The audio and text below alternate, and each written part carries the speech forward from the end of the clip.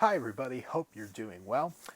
This video is for week 8. This will be the only video you are getting this week as we are winding down the year with the Memorial Day holiday. This week will only have technically one class, so this is the only video and lesson you will see for this week.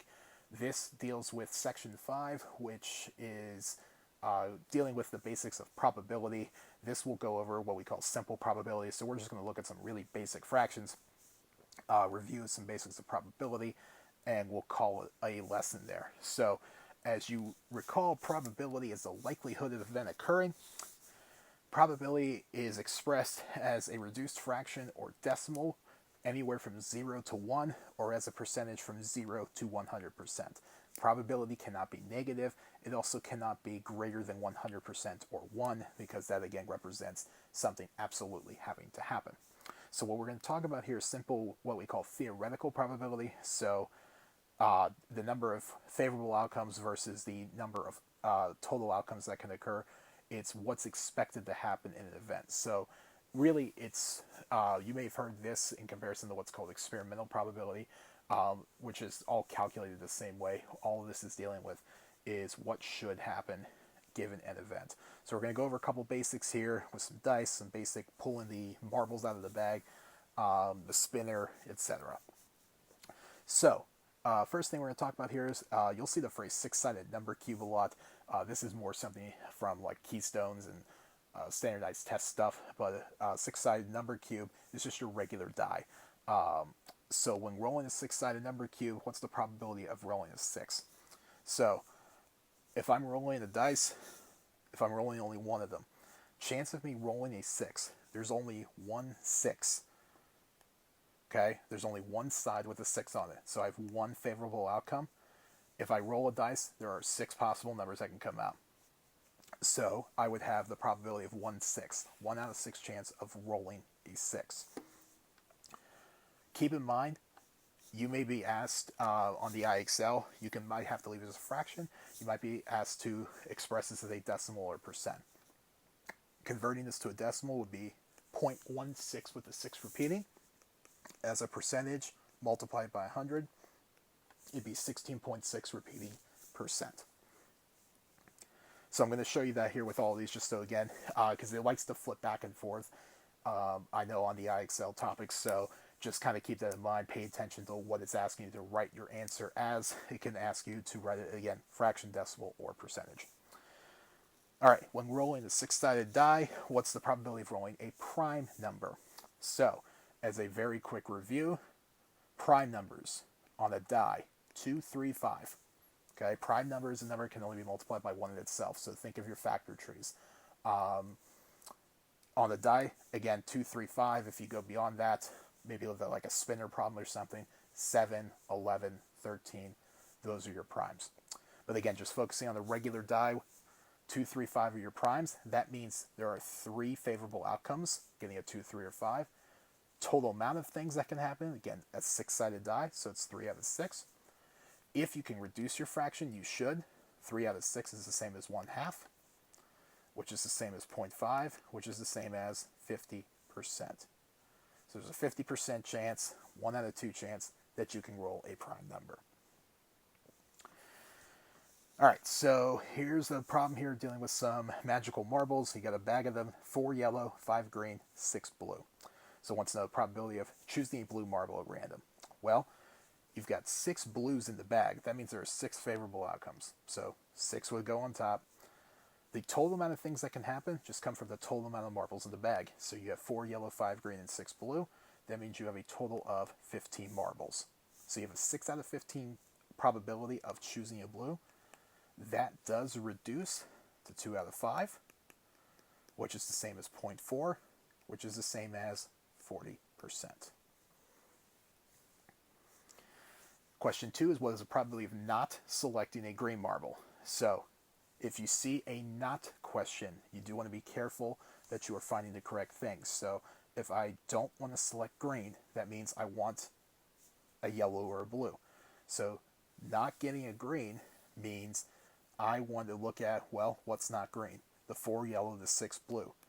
There are 10 marbles that are not green out of a total of 15 marbles.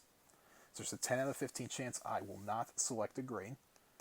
That means I have a 2 out of 3 chance when that reduces down, which we know is 0.6 repeating, which would be 66.6 repeating percent. So make sure, again, you're reading these questions carefully, especially when they sprinkle in the word not. It's very easy just to oversee that word and find the opposite answer that they are looking for. So just, again, be careful of that.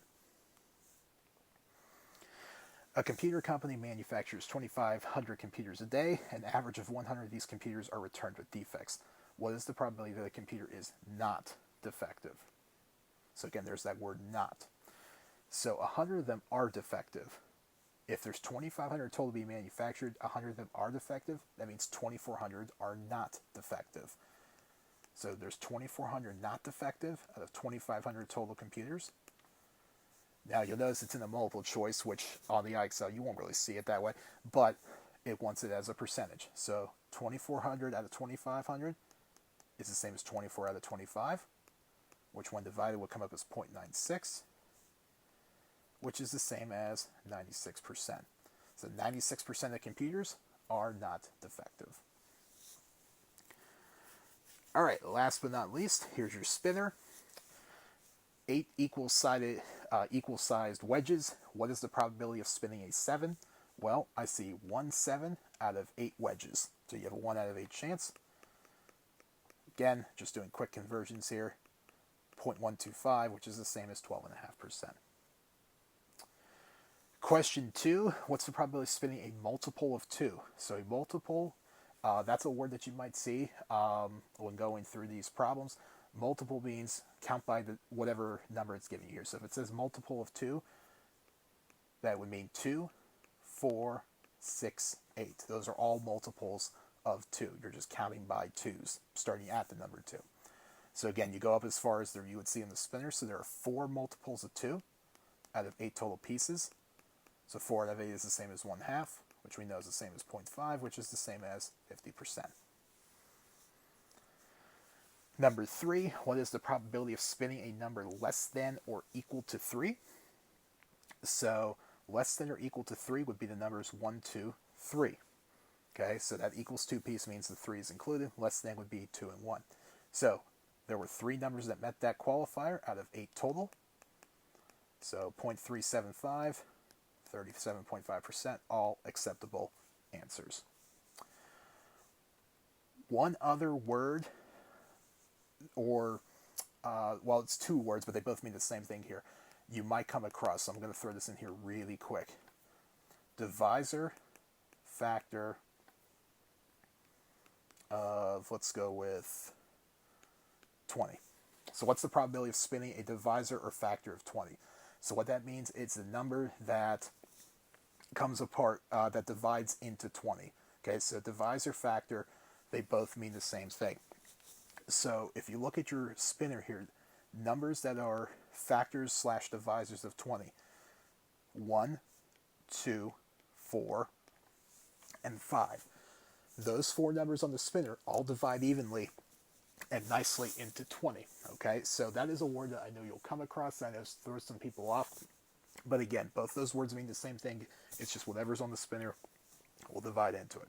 So there's 4 numbers that work. So this will again be 4 out of 8, which is again same as 1/2, which is the same as 0.5 and 50%. All right. So biggest thing is, again, just reading these problems carefully. You'll see a lot of these key math words that you've seen a bazillion times. Just make sure you take your time and answer what is being asked. So the IXL that goes with this, again, we're remaining in level I, DD2, get it to an 80. We have approximately 1 week of school left at this point. So grades will be due on, for me, I have to get everything finalized by the 4th, which means for you, the date that we've all been given is that your grades and everything needs to be submitted by Wednesday, June 3rd. So Wednesday, June 3rd, everything needs to be finished. Whatever is not finished is turning into zeros, or your scores are going to stand pat. Again, I've been doing my best to try to keep everything updated. So if you've been one of my ones that has been a little bit behind and you think I missed something or didn't update a score, just message me and I'll be more than happy to check it and confirm it and update that for you if that's the case. Otherwise, you need to make sure that you're as caught up as possible. Again, grades are due for you Wednesday, June 3rd. I must have everything finished from you by that point, or you will get zeros where you see I's, or whatever scores that you have. So, again, if you have any questions on anything, as always, send me a message on Schoology, shoot me an email, or stop by my office hours on Zoom. Otherwise, as always, stay safe, stay healthy, and thanks for watching.